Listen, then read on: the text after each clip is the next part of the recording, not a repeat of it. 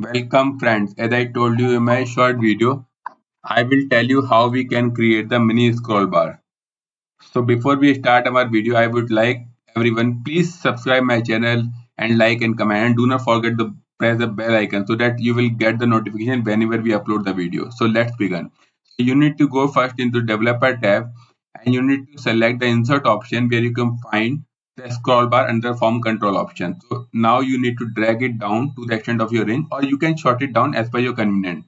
Thereafter, you need to press the right click over the scroll bar and select the format control option and put the minimum value as a 1.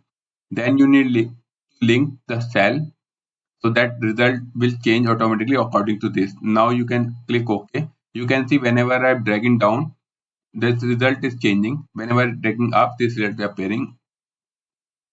So now you need to put the index function.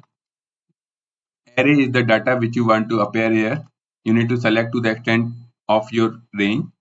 Now, comma, select the cell which you have already linked with scroll bar. Now press enter.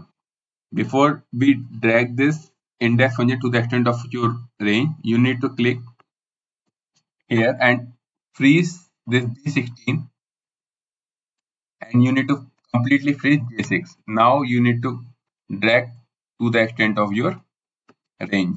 Now you can see whenever dragging down, this data is changing accordingly.